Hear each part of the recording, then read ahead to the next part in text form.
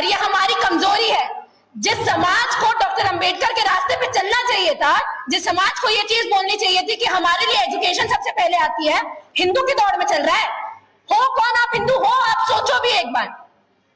मंदिर में जाने से आपको रोका गया, हर चीज करने से आपको रोकी गई, उनके भगवानों को पूछने से आपको रोका गया, अछूत आपको बोला गया, हर चीज आपको बोली गई, और आप मानते हैं अपने आप को हिंदू।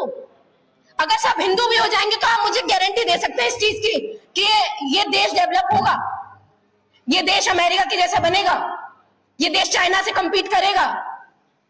क्या हमारे हिंदू हृदय सम्राट वहां जाके ईरान को ये चीज बोलेंगे कि हमारा ट्रेड रूट क्लियर किया जाए? हिंदू राष्ट्र की दौड़ पर रहे ना सारे लोग। क्या चाहते हैं? मनुस्मृति का दौर वापस आए कि सारी स्त्रियां अंदर रहे, घर के पर्दे के अंदर घूंघट में रहे। हमारे लोग जितने तमाम लोग हैं मेहनत मशक्कत करें, मजदूरी करें, और आप ऊपर तंत्र में बैठे रहें। देख तो रहे ना, हिंदू राष्ट्र तो आप लोग ने बना लिया, इसलिए जातिगत जनगणना की बात आ रही है। एक चीज मुझे ये चीज समझ में नहीं आती, जनगणना आपको करवानी नहीं है तो पॉलिसीज आप लाओगे कैसे?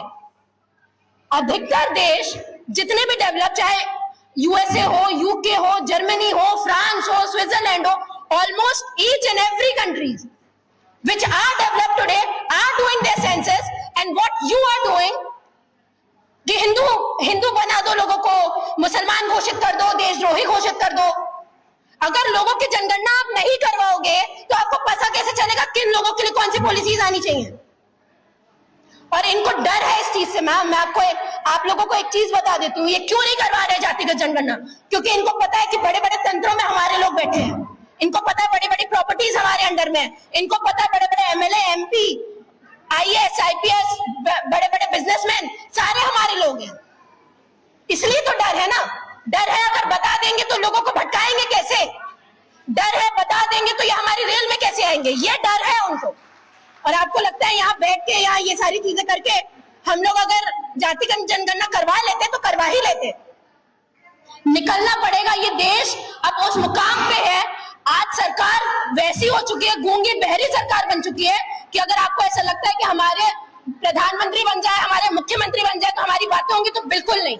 सड़कों पर उतरना पड़ेगा, हक हकूक छीन के लाने पड़ेंगे, जैसे डॉक्टर अंबेडकर ने किया।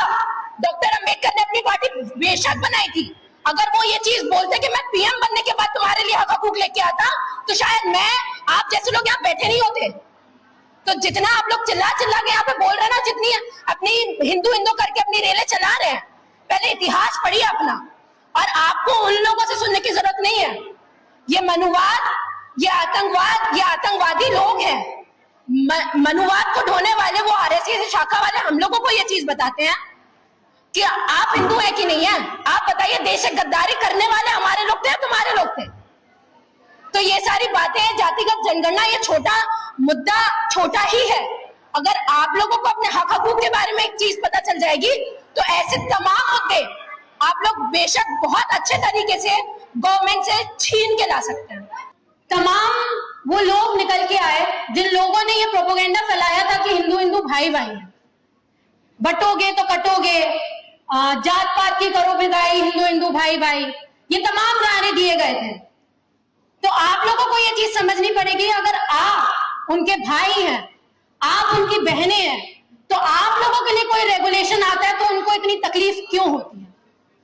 ये चीज आप लोगों को समझनी पड़ेगी कि जब आपके हक हकूक की बात आती है तो वो आपके अगेंस्ट में प्रोटेस्ट क्यों करते हैं? वो आपके समर्थन में, आपके साथ में खड़े होकर क्यों नहीं रहते हैं?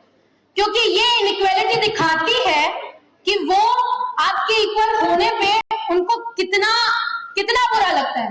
वो नहीं चाहते हैं कि आप उनके बराबरी में भी खड़े रहें, वो नहीं चाहते कि आप उनके बराबरी में बैठे, वो नहीं चाहते कि आप उनके जैसे इंटेलेक्चुअल बातें करें।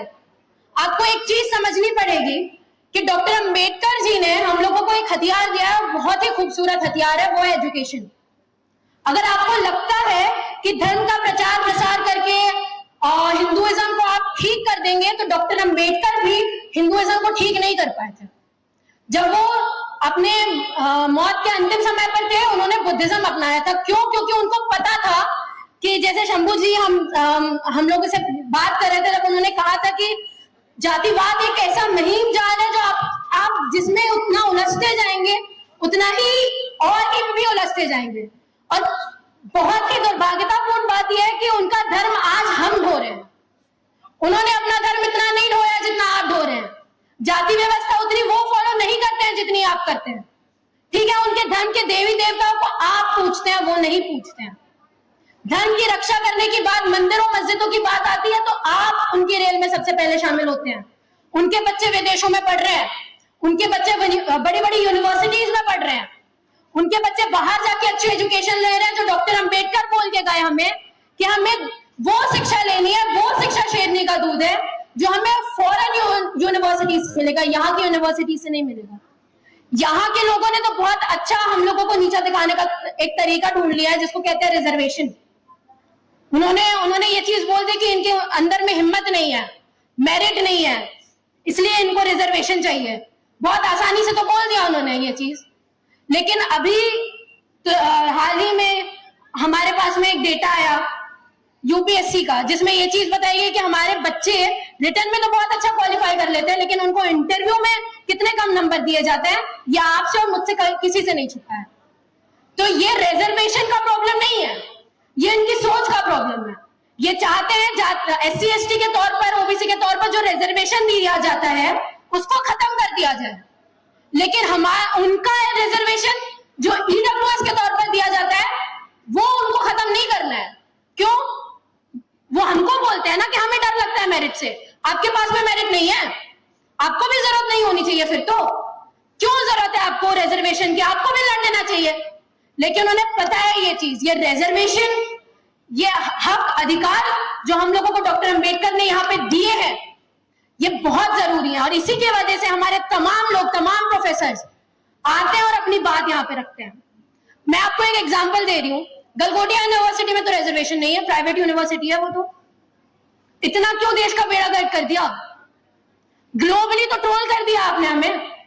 वहां पे भी ढूंढ रहे हैं तो एक ओबीसी को कि उसके ऊपर सारा ठिकरा फोड़ दिया जाए। तो आपको समझना पड़ेगा ये रिजर्वेशन प्रॉब्लम नहीं है, प्रॉब्लम है उनकी मानसिकता। प्रॉब्लम है कि वो नहीं चाहते कि आप उनके साथ में रहे। प्रॉब्लम ये है कि आप आके उनसे सवाल कर रहे हैं ना, वो उनको सबसे ज्यादा खटकता है। और आपको समझना पड़ेगा, जब देश का इतना खराब तरीके से बंटवारा हो रहा हो, जातियों में हमको बांट दिया जा रहा हो, धर्म में हमको बांट दिया जा रहा हो, यूनिवर्सिटीज के अंदर बच्चों को बांट दिया जा रहा हो, आपको ये चीज समझनी पड़ेगी कि हमको वापस डॉक्टर अंबेडकर को पढ़ने की जरूरत है। अगर आपको ऐसा लगता है कि धर्म की पालकी ढो के आप देश को बहुत अच्छा बना लेंगे तो ये बिल्कुल नहीं होने वाला। अगर ये करना होता तो डॉक्टर अंबेडकर के भी ये चीज करके जा चुके होते। और डॉक्टर अंबेडकर को हमने बहुत ही कम फ्रेम में नाप लिया है। डॉक्टर अंबेडकर ने कभी अपनों की बात नहीं की, उन्होंने सभी की बात की है। जो महिलाएं यहाँ पे बैठी हुई है ना, और आई डोंट नो अगर ब्राह्मण महिलाएं भी होंगी यहाँ पे, आपकी बात डॉक्टर अंबेडकर ने की, हिंदू कोड बिल पास करके की। आपके लोग तो उसको टालने में लगे थे। आरएसएस ने तो उनका पुतला जलाया था जब वो जिंदा थे कि आप हिंदू कोड बिल के ऊपर कैसे काम कर रहे हैं। Right to adoption act, right to maintenance act, तलाक लेने का अधिकार, हर चीज का अधिकार। प्रॉपर्टी में जो आप लड़ते रहते हैं ना कि प्रॉपर्टी में मुझे हक चाहिए, महिलाओं को हक चाहिए, बेटी को हक मिलना चाहिए, ये सारे तमाम अधिकार डॉक्टर अंबेडकर आपको देके गए। आपके देवी देवता नहीं आए हैं। तो आपको ये चीज समझनी पड़ेगी। और सबसे पहली बात, महिलाओं को, आपको क्या लगता है हमारे अंदर गच नहीं है? सबसे ताकतवर होती है महिलाएं। आप अपना घर संभालते हो, आप ऑफिस संभालते हो, आप बच्चों को संभालते हो, आप सब कुछ संभालते हो, तो आप देश भी चला सकते हो, आप नीतियां भी बना सकते हो, आप लोग सब कुछ कर सकते हो। पर ये मुद्दा जितना आसान आप लोगों को दिखता है उतना आसान है नहीं। इसकी जड़ें वहां तक है नहीं जहां तक आपको दिखती हैं। ये एक शब्द है मनुवाद, ये हर चीज मनुवाद से जुड़ी है। और इसका आज हमको जरूरत भी पड़ रही है सिर्फ मनुवादी लोगों की वजह से, सिर्फ मनुवाद की वजह से। तो कुछ बातें आपके सामने रखूंगी, अगर आप लोगों को लगता है बातें सही है तो प्लीज इंप्लीमेंट करिएगा। शुरुआत करते हैं आरएसएस से। जिस मनुवाद की पालकी आज आरएसएस हो रहा है, जिसकी वजह से आज आप जातियों में विभाजित हुए हैं, जिन लोगों की वजह से आज आप लोग यहाँ पे बैठे और जाति की जनगणना की बात कर रहे हैं, ये जाति उन्हीं ने बनाई है। तो आपको क्या लगता है कि ये इतनी आसानी से आपकी जनगणना करवा देंगे? आपको क्या लगता है इतनी आसानी से आपके हक आप लोगों को दे देंगे? उन्होंने आपको जातियों में बांटा ही इसलिए क्योंकि उनको आपके ऊपर रूल करना था। उन्होंने जातियों में विभाजित इसलिए किया क्योंकि उनको पता था कि आप लोग बहुत मेजॉरिटी वाले लोग हो, अगर आप लोग एक साथ रहोगे तो उनके ऊपर भारी पड़ोगे। कहते ना डिवाइड एंड रूल की पॉलिसी जब ब्रिटिशर्स आए थे तो उन्होंने अपनाई थी, यही ब्राह्मण लोग के। और बहुत ज्यादा टाइम नहीं लूंगी, आखिरी में एक चीज जरूर बोलूंगी, अगर आपको लगता है कि आप डॉक्टर अंबेडकर को ऐसे हीरे, एक हीरा जो हमारे समाज को मिला है उसके खून के लोग हैं, तो सबसे पहले उनकी कही बात पे जाइए, एजुकेशन इंस्टीट्यूशन में जाइए। हमारे ड्रॉप आउट रेट बहुत हो रहे हैं, हमारे बच्चे पढ़ने नहीं आ रहे हैं। आप लोगों को ये एक चीज समझनी पड़ेगी, हर हक अधिकार मिलेगा सिर्फ पढ़ाई से, और सिर्फ पढ़ाई ही है और सिर्फ एजुकेशन ही है जो आप लोगों को उनसे टक्कर लेने का एक हिम्मत देती है। बहुत बहुत शुक्रिया, धन्यवाद। जय भीम, जय भारत।